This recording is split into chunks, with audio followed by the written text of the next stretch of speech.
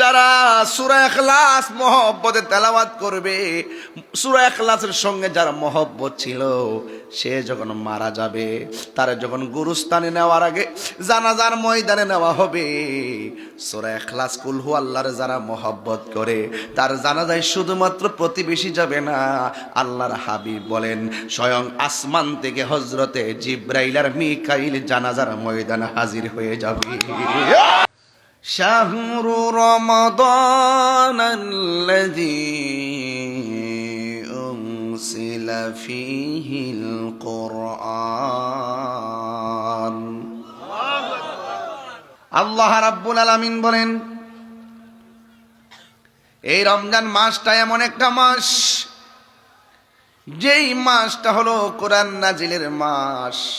এখন প্রশ্ন করবেন, তাহিরি হুজুর কোরআনটা কোন রাত্রে নাজিল হয়েছে? আমার আল্লাহ বলেন ইন্না আনসালনাহু ফি লাইলাতিল কদর ওয়া মা আদরাকা মা লাইলাতুল কদর লাইলাতুল কদরি খায়রুম মিন আলফি শাহর।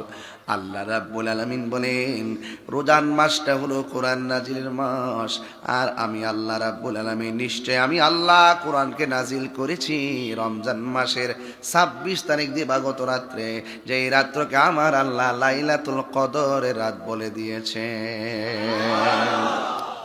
আল্লাহ রাব্বুল আলামিন বলেন ওয়া মা আদরাকা মা লাইলাতুল কদর। ও বন্ধু, আপনি জানেননি লাইলাতুল কদরের রাত্রটা কেমন? আপনি জানেননি লাইলাতুল কদর কি? আল্লাহ নিজে তাফসীর করেন, আল্লাহ নিজেই বলেন লাইলাতুল কদরি খায়রুম মিন আলফি শাহর। লাইলাতুল কদর হলো এমন একটা মাস, এমন একটা রাত, যেই রাত্রটা হাজার হাজার মাসের চাইতে আরো উত্তম। এই রাত্রে আল্লাহর পক্ষ থেকে জিবরাইল আমিন কাবা ঘরের উপরে এসে নাজিল হয়ে যায়। হাতের মধ্যে 4টা পতাকা থাকে, জোরে জোরে কি সুবহানাল্লাহ বলা যাবে না? ওই পতাকাগুলো চতুর্পাশে ঘেরে দিয়ে বলা হয় হ্যাঁ ফেরেশতারা, ও কাফেলা, এই রাতের বেলা প্রত্যেকটা জায়গায় জায়গায় যাও, যেই জায়গার মধ্যে আল্লাহর প্রেমিকরা আজকে লাইলাতুল কদর রাতে বন্দিগি করবে। ওই বন্দিগি করার পর তারা যখন চোখের পানি ফেলাইয়া 2টা হাত বাড়ায় যখন আমার আল্লাহর কাছে ডাক দিবে, ওরা দোয়া করবে, তোমরা ফেরেশতারা সাথে সাথে আমিন বলবে। তো এমন একটা রাতের মধ্যে আল্লাহ কোরআনটা নাজিল করেছেন। এই জন্য কোরআন বেশি বেশি করে রমজান মাসে তেলাওয়াত করবেন। আল্লাহ রাব্বুল আলামিনের হাবিব বলেন যারা রমজানুল মুবারকে কোরআন তেলাওয়াত করবে, এক হাসরের ময়দান যেদিন কায়েম হবে, যদি মানুষটা জাহান্নামী হয়ে যায়, কিন্তু ওই কোরআনটা জাহান্নামের দরজার মধ্যে দাঁড়ায়া যাবে। এইভাবে দাঁড়ায়া বলবে আল্লাহ কাকে জাহান্নামের মধ্যে করে নিয়ে যাচ্ছ? এই বান্দা তো সেই বান্দা যেই বান্দা রমজান কোরআন নাজিলের মাস, রমজান মাস কোরআন নাজিলের মাস, তোমার বান্দা চোখের মধ্যে ঘুম দেয় নাই, তোমার বান্দা আরামের ঘুম হারাম কইরা কোরআনকে তেলাওয়াত করেছে। তার মধ্যে ইবাদত বন্দেগী না থাকতে পারে, যদিও তোমার কাছে আসামি হয়ে গেছে, জাহান্নামী হয়ে গেছে, আমি কোরআন তার জন্য সুপারিশ করতেছি। আল্লাহর হাবিব বলেন যখন হাসর মাঠে রমজান মাসে যারা কোরআন তেলাওয়াত করেছে, ওই কোরআনটা যখন রমজানে দোহাই দিয়া কোরআনটা দাঁড়ায়া যাবে, আল্লাহ রাব্বুল আলামিন এই কোরআনের সুপারিশের কারণে তেলাওয়াতকারীর জাহান্নামের রাস্তা ঘুরাইয়া জান্নাতে ঢুকাইয়া দিবে। তাইলে এই কোরআনের মূল্য আছে না নাই? আরো বড় করে বলা আছে না নাই? লাউ আনসালনা হাযাল কুরআনা আলা জাবালিন লারাআইতাহু খাশিআন মুতাসাদ্দিআন মিন খাশিয়াতিল্লাহ ওয়া তিলকাল আমসালু নাদরিবুহা লিন-নাসি লাআল্লাহুম ইয়াতাফাক্কারুন। এই কোরআনটা বড় ভারী জিনিস। পাহাড় নিতে রাজি না, পর্বত নিতে রাজি না। এত পাওয়ারফুল কোরআনটা 7টা পদ্ধতির মাধ্যমে যার সিনার মধ্যে আল্লাহ ঢেলে দিয়েছেন, তিনি অন্য কেউ না, তিনি হলো রহমাতুল লিল আলামিন। আল্লাহ বলেন এই কোরআনটা আমি নাজিল করেছি, এই কোরআনকে হেফাজতের দায়িত্ব আমি আল্লাহ কাউকে দেই নাই। আল্লাহ রাব্বুল আলামিন কোরআনে বলে দিয়েছেন, ইন্না নাহনু নাযালনা যিকরা ওয়া ইন্না লাহু লাহাফিজুন। আল্লাহ রাব্বুল আলামিন বলেন, নিশ্চয়ই আমি কোরআনকে নাজিল করেছি, কোরআন হেফাজতের দায়িত্ব আমি আল্লাহ কাউকে দেই নাই। আল্লাহ রাব্বুল আলামিন বলেন, ও পৃথিবীর মানুষ, এই কোরআনের হেফাজতের দায়িত্ব আমি আল্লাহ নিজের হাতে রেখে দিয়েছি। এই জন্য কোরআন হেফাজতের মালিক কে? তাইলে এখন আল্লাহরে বলি, আল্লাহ এই কোরআন হেফাজতের মালিক তো তুমি। দুনিয়াতে যেই কোরআনটা আছে, এই কোরআনটা একদিন তো উড়ে যাবে। এই কোরআনটা তো মানুষের প্রেস থেকে ছাপানো। এই কোরআনের হাকিকত কি? কয়েক কোরআনের হাকিকত হলো, যখন আল্লাহ কোরআনটা নবীর উপরে নাজিল করেছেন, আল্লাহর হাবিবে জায়গায় জায়গায় কোরআনটা লিখে রেখেছেন, গাছের পাতায় লিখে রেখেছেন, চামড়ার মধ্যে লিখে রেখেছেন, বিভিন্ন জায়গায় লিখে রেখেছেন। একদিন আল্লাহর হাবিব বলে, ও উসমান, ও উসমান, খন্ড খন্ড কোরআনগুলোকে একত্রে করো, আর বাকি যা আছে সব জ্বালাইয়া দাও। এবার যার মাধ্যমে কোরআনটা খন্ড খন্ড কোরআনকে একত্র করে একটা পাণ্ডুলিপি করেছেন, তার নাম হলো হযরত উসমান যুন্নুরাইন, যাকে বলা হয় জামিউল কোরআন, কোরআন একত্রকারী। জামিউন মানে ইসমে ফাইলের সিগা একত্রকারী। ওই কোরআনকে একত্রকারী হলো উসমান যুন্নুরাইন। উসমান যুন্নুরাইন কোরআনকে একত্র করেছেন নবীর হুকুমে। এখন প্রশ্ন করবেন, হুজুর উসমান যুন্নুরাইনকে? উসমান যুন্নুরাইনকে চিনেন না? যার কাছে আমার নবী 2টা কন্যাকে বিয়ে দিয়েছেন। একটা কন্যার নাম হবে কুলসুম, আর একটা কন্যার নাম হলো রুকাইয়া।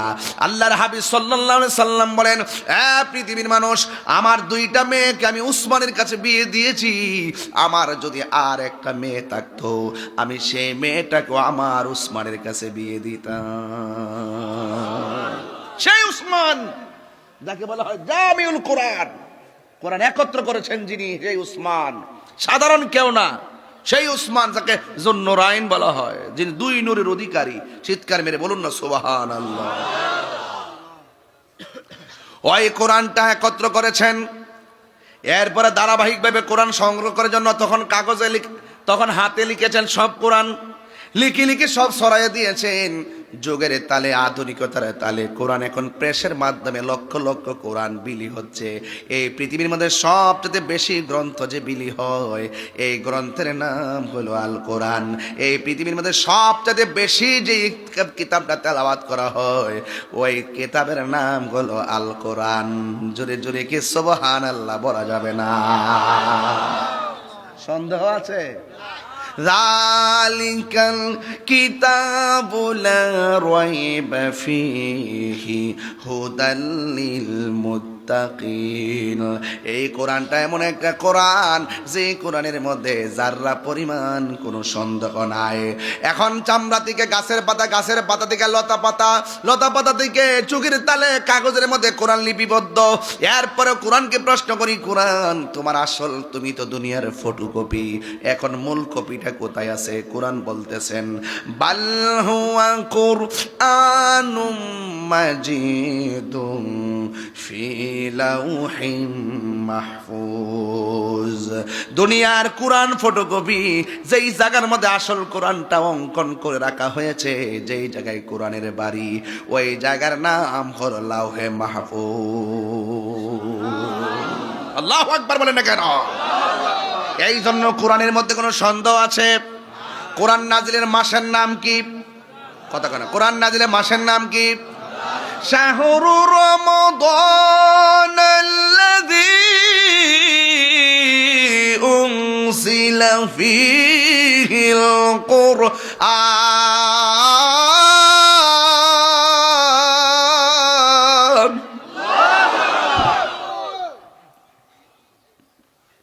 আল্লাহ রাব্বুল আলামিন বলেন, এই কোরআন নাজিলের মাস হলো রমজান। এই জন্য রমজানে বেশি বেশি তেলাওয়াতের দরকার আছে না নাই? A B C D E F G S এতগুলা অক্ষর বললাম, একটা সওয়াব আমার আমল নামায় আসে নাই। আল্লাহর হাবিব বলে উম্মত,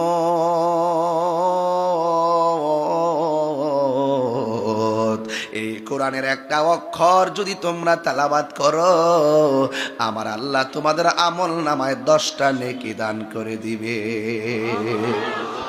কয়টা নেকি? 10টা নেকি দান করে দিবে। এই জন্য আমার দেশের ভিতরে কোরআন তেলাওয়াতের সংখ্যা কমতেছে।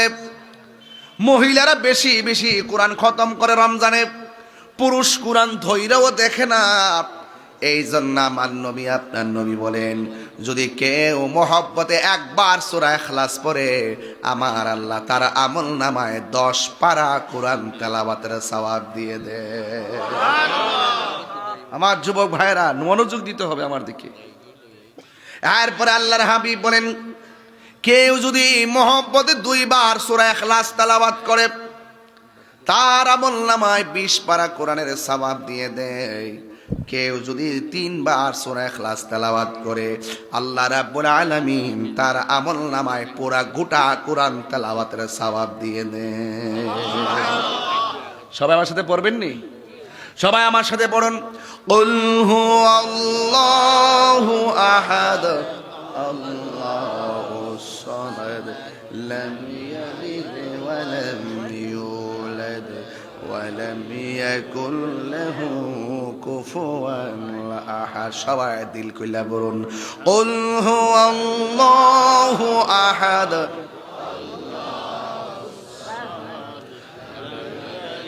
ওয়া লাম ইউলাদ ওয়া লাম ইয়াকুল লাহু কুফুয়ান আহাদ। সবাই আবার 3 বার হয়ে যাবে, কুল হুয়াল্লাহু আহাদ।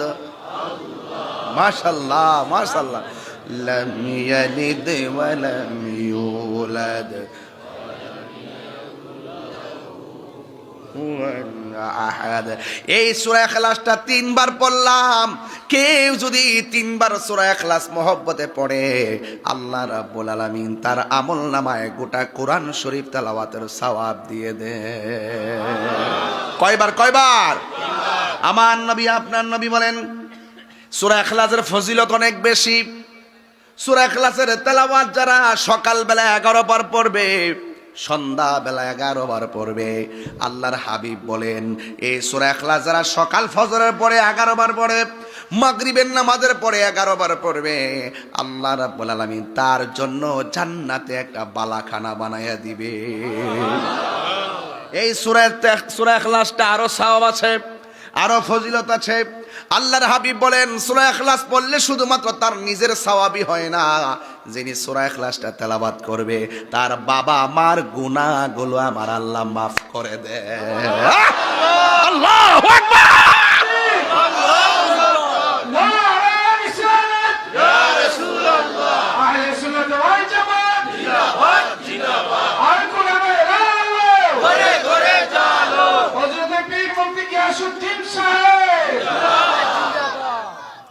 তাইলে ওই সূরা তেলাওয়াত করলে লাভ আছে না নাই? আরো বড় করে লাভ আছে না নাই? মানুষ মারা গেলে গোরস্থানে নিয়ে যায় কি যায় না? কথা বলা যায় কি যায় না? চাচা যায় কি না? চাচা যায় কি না? দাদা যায় কি না? ভাই যায় কি না? বন্ধু বান্ধব যায় কি না? আল্লাহর হাবিব সাল্লাল্লাহু আলাইহি সাল্লাম বলেন, যারা সূরা ইখলাসটা নিয়মিত তেলাওয়াত করবে, মহব্বতে তেলাওয়াত করবে, বন্ধুরে ও প্রতাপীর বাবা, যখন মাইয়েরটারে গুরুস্থানে নিয়ে যাবে, আপনজন পাশে পাশে যাইয়া দাঁড়াইয়া যাবে। ওই কঠিন মুসিবতে কেউ যাবে কেউ যাবে না, আপনজন কেউ যাবে কেউ যাবে না, ব্যবসা বাণিজ্য নিয়ে ব্যস্ত। আল্লাহর হাবিব বলেন, যারা সূরা ইখলাস মহব্বতে তেলাওয়াত করবে, সূরা ইখলাসের সঙ্গে যার মহব্বত ছিল, সে যখন মারা যাবে, তার যখন গুরুস্থানে নেওয়ার আগে জানাজার ময়দানে নেওয়া হবে, সূরা ইখলাস কুল হু আল্লাহর যারা মহব্বত করে, তার জানাজায় শুধুমাত্র প্রতিবেশী যাবে না, আল্লাহর হাবিব বলেন স্বয়ং আসমান থেকে হযরতে জিবরাইল আর মিকাইল জানাজার ময়দানে হাজির হয়ে যাবে। সবাই আমার সাথে পড়েন, কুল হুয়াল্লাহু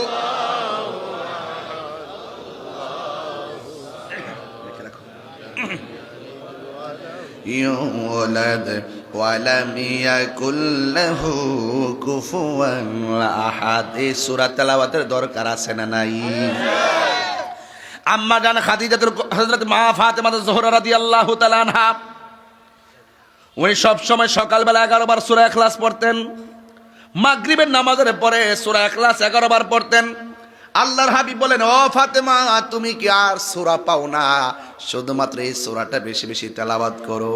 ফাতেমা বলে, ইয়া রাসূলুল্লাহ, এই সূরাটারে আমি ফাতেমা বড় ভালোবাসি ভালোবাসি ভালোবাসি।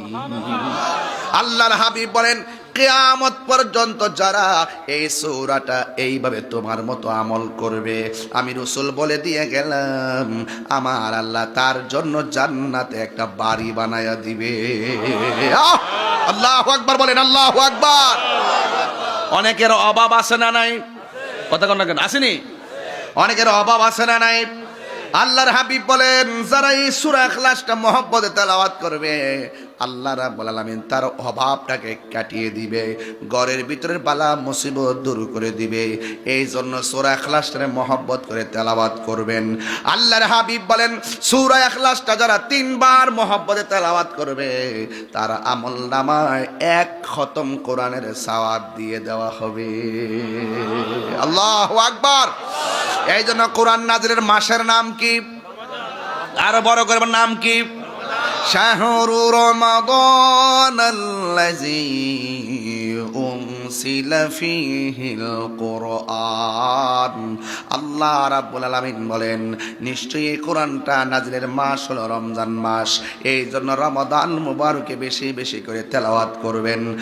আমার ভাইয়েরা, অনুরোধ করে বলে দিয়ে যাই, রমজান মাসটা যখন শুরু হবে, এই রমজান মাসটা শুরু হওয়ার সময় আল্লাহ রাব্বুল আলামিন ডাক দিয়ে বলেন, ও বান্দারা, তোমরা কে আসো আমি আল্লাহর কাছে চাও? আপনারা জবান খুলে বলেন, দেওয়ার মালিক কে? জনম জনম যদি গাহি তোমার মহিমা গাওয়া শেষে হবে নাহি। সবাই জনম জনম যদি গাহি তোমার মহিমা গাওয়া শেষে হবে নাহি। দয়া করো মায়া করো করো ও হে দয়াবান, তুমি রহমান, তুমি মেহেরবান, তুমি রহমান, তুমি মেহেরবান।